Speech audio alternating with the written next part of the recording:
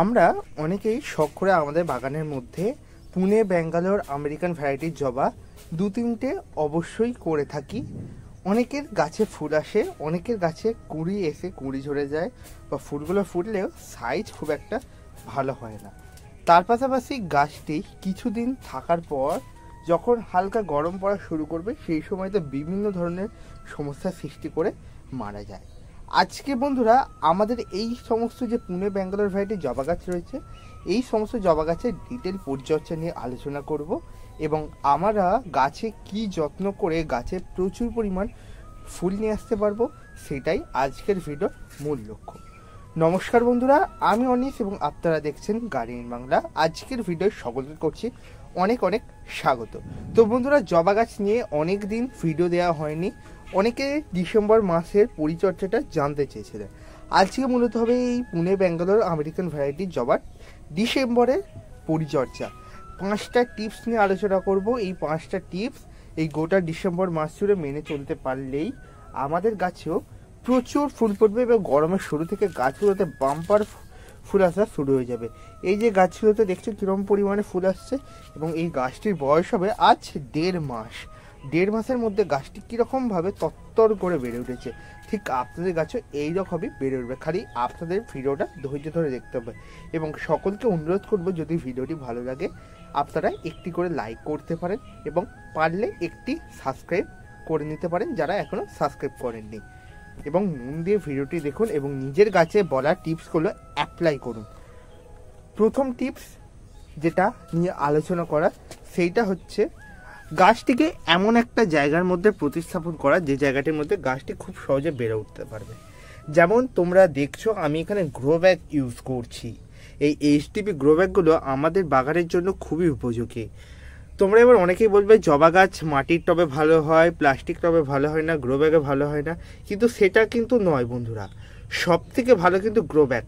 যাদের হাতে জবা গাছ মরে যায়, যাদের গাছে বিভিন্ন ধরনের সমস্যার সৃষ্টি হয়, যেমন রুট রটের সমস্যা, গোড়া পচার সমস্যা, বা গাছের কাণ্ড পচে যাওয়া, ডাইব্যাকের সমস্যা, তারা অবশ্যই গ্রো ব্যাগ ইউজ করতে পারো। গ্রো ব্যাগে জবা গাছ খুব ভালো মতো হয়। এর পাশাপাশি যাদের জবা গাছে একদম গ্রোথ হয় না, তারাও এই গ্রো ব্যাগে গাছ বসিয়ে গাছের সুন্দর গ্রোথ করাতে পারো। আশা রাখছি তোমরা নিশ্চয়ই বুঝতে পেরেছো তোমরা কিসের মধ্যে জবা গাছ বসাবে। জবা গাছ সবেতেই ভালো হয়, ড্রেনেজটা ঠিকঠাক রাখতে হয়, এবং যাদের ড্রেনেজ নিয়ে সমস্যা রয়েছে তারা অবশ্যই গ্রো ব্যাগে বসাতে পারো। এছাড়াও গ্রো ব্যাগটা যেহেতু অনেকটা জায়গা পায়, গাছটা খুব ভালো মতো ছড়াতে পারে। আর গ্রো ব্যাগে গাছ করলে গাছটি দেখতেও খুব ভালো লাগে। আপনারা যেটা টব আপনার হাতের কাছে রয়েছে, প্লাস্টিকের টব, মাটির টব, গ্রো ব্যাগ, তার মধ্যেই গাছ করুন, খুব ভালো মতো গাছ হবে। এরপর সেকেন্ড পরিচর্যা যেটা বলবো, সেটা হচ্ছে এই সময় দাঁড়িয়ে কেউ যদি নতুন গাছ নিয়ে আসো, মাটি কি করে বানাবে। আমার এই যে টবের মাটি দেখতে পাচ্ছ, অনেকটা কালো ধরনের হিউমাসযুক্ত মাটি রয়েছে। এই মাটির মধ্যে কি রয়েছে, 60% রয়েছে পুরাতন গোবর সার, আর এর মধ্যে নিয়েছি আমি 20% মতো মোটা দানার বালি, এবং বাকি 20% নেওয়া হয়েছে এতে শুধুমাত্র গার্ডেন সয়েল, মানে নর্মাল মাটি। এই সম পরিমাণ, মানে এই যে রেশিওগুলো বললাম, এইগুলো ঠিক এই পরিমাণে তোমরা মিশিয়ে জবা গাছের জন্য এটি খুবই আদর্শ মিডিয়া বানাতে পারো। যদি তোমরা বালি না দিতে চাও, এর পরিবর্তে কাঠের গুঁড়ো বা কোকোপিট বা ধানের চিটা তোমরা ইউজ করতেই পারো।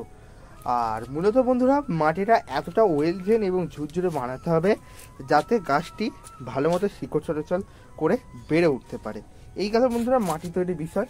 তৃতীয় টিপস, এবং এটা স্পেশালি গাছের খাবারের ওপর হবে, এবং এইটি আমাদের এমন সময় গাছে প্রচুর ফুল ফোটাতে, মানে এই গোটা ডিসেম্বর মাস জুড়ে মেনে চললেই মোটামুটিভাবে ডিসেম্বরের এন্ড থেকে না হলেও জানুয়ারি থেকে আমরা গাছ ভর্তি ফুল পাবো। এছাড়াও এই ডিসেম্বর মাস জুড়েও আমরা গাছে অসংখ্য পরিমাণ ফুল পেতেও পারি।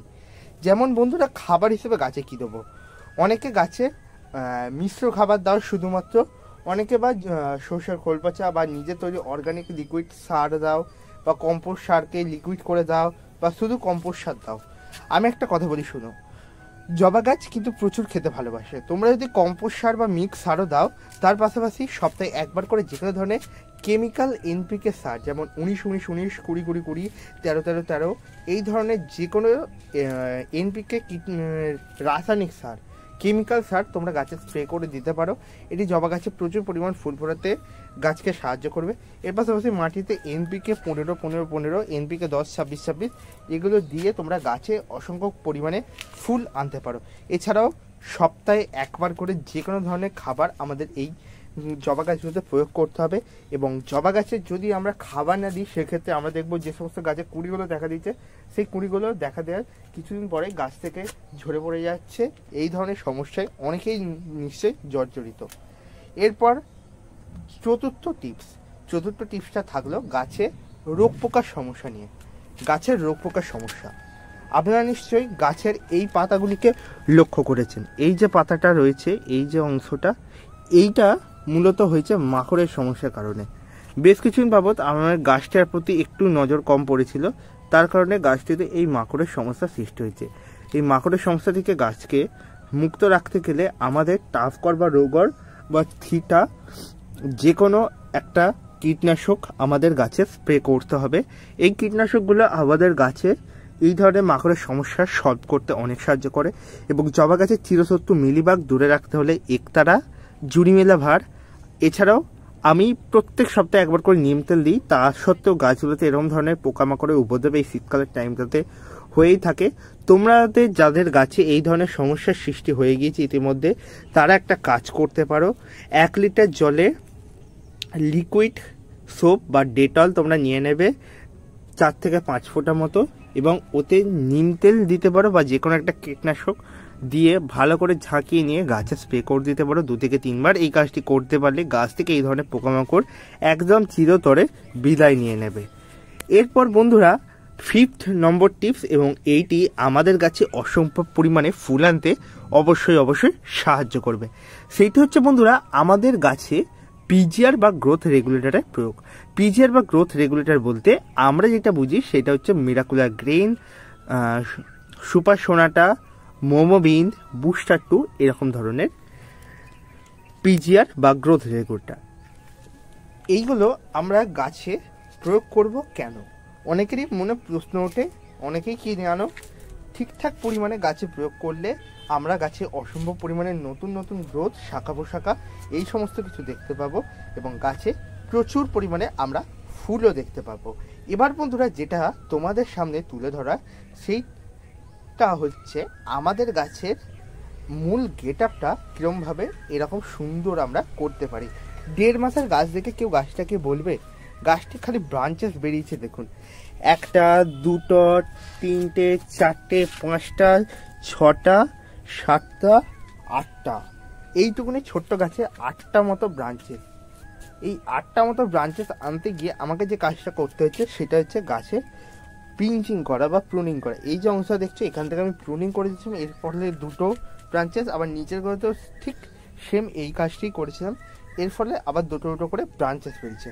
তোমরা যারা গাছকে খুব তাড়াতাড়ি ঝাঁকড়া করতে চাইছো তারা এই প্রুনিংয়ের কাজটা এই সময় করে ফেলো, গাছের সুন্দর গ্রোথ হবে। আর এই শীতের সময়টা আমাদের গাছের বৃদ্ধির জন্য এবং গাছে ফুল নেওয়ার জন্য সত্যি খুবই আদর্শ সময়। তোমাদের যাদের গাছে এখনো ফুল আসেনি শুধুমাত্র এনপিকে খাবার দিতে থাকো এবং মাঝে মধ্যে একটু সর্ষের খোল পচা তরল সার দাও, তাতেই গাছ সুন্দরভাবে বেড়ে উঠবে। তো বন্ধুরা এই ছিল আজকের ভিডিওটি যদি ভালো লাগে একটি লাইক করে দিও, আর যদি পারো চ্যানেলটিকে অবশ্যই সাবস্ক্রাইব করে নিও। ধন্যবাদ জানাচ্ছি সকল বন্ধুদের ভিডিওটি এতক্ষণ দেখার জন্য।